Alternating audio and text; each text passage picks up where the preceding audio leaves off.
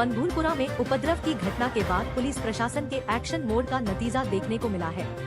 हल्द्वानी में हुए इस हिंसक बवाल का मास्टरमाइंड अब्दुल मलिक को बताया जा रहा है, जिसे पुलिस ने दिल्ली से गिरफ्तार किया है। शनिवार को प्रेस वार्ता के दौरान पुलिस से घटना के मास्टरमाइंड को लेकर सवाल पूछा गया था, जिस पर एसएसपी ने बताया, भूमि पर अवैध निर्माण का सबसे अधिक विरोध अब्दुल मलिक ने किया था। इसलिए अवैध निर्माण कराने वाले अब्दुल मलिक को पुलिस ने मुकदमे में नामजद किया है। साथ ही पुलिस ने यह भी बताया कि जिस भूमि पर विवाद चल रहा है, उस पर कई पेच फंसे हुए हैं। वनभूलपुरा क्षेत्र में रहने वालों का दावा है कि कॉलोनियल सरकार ने मोहम्मद यासीन को वर्ष 1937 में यह जमीन कृषि के लिए लीज पर दी थी।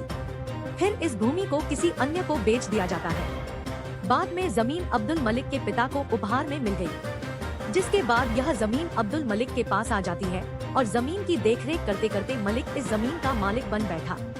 30 जनवरी को नगर निगम ने ध्वस्तीकरण संबंधित नोटिस दिया था, जिसके खिलाफ सफिया मलिक के वकील ने 6 फरवरी को उच्च न्यायालय में याचिका दायर की थी। फिलहाल पुलिस इस पूरी घटना की बारीकी से जांच पड़ताल कर रही है।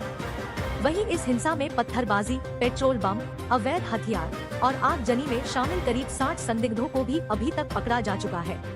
हिंसा में शामिल आरोपियों की धरपकड़ के लिए पुलिस टीम लगातार दिल्ली, एनसीआर, यूपी, हरियाणा में छापेमारी की कार्रवाई कर रही है। रात के अंधेरे में उपद्रवियों के राज्य से बाहर जाने की सूचना पुलिस को मिलते ही धरपकड़ तेजी से चलने लगी है।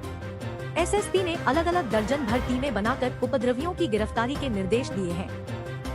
सीएम धामी से लेकर मुख्य सचिव और डीजीपी का दौरा होने के बाद वनभूलपुरा में फोर्स की सक्रियता बढ़ाई गई है। उपद्रव के तीसरे दिन भी वनभूलपुरा में पुलिस और अर्धसैनिक बलों की सख्ती बढ़ती दिखी।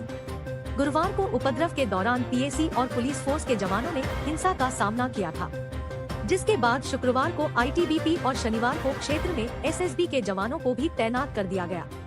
खबर आ रही है उत्तराखंड के पिथौरागढ़ जिले से, जहां शनिवार देर रात एक दर्दनाक सड़क हादसा हो गया।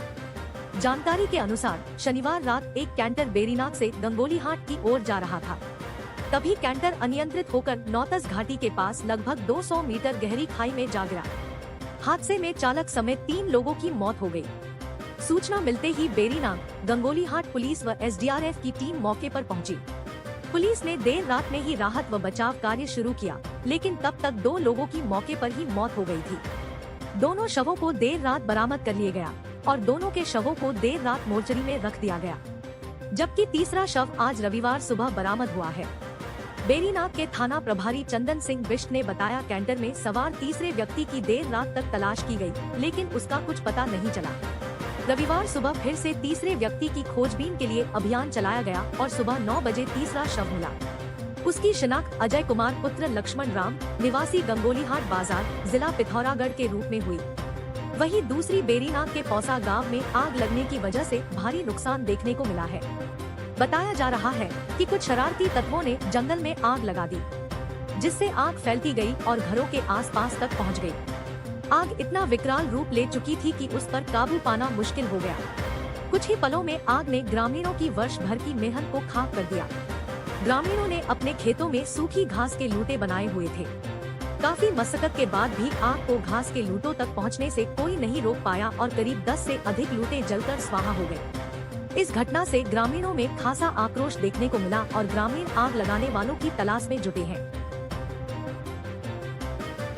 इसी प्रकार तमाम खबरों के साथ बने रहने के लिए BBN AI को सब्सक्राइब करें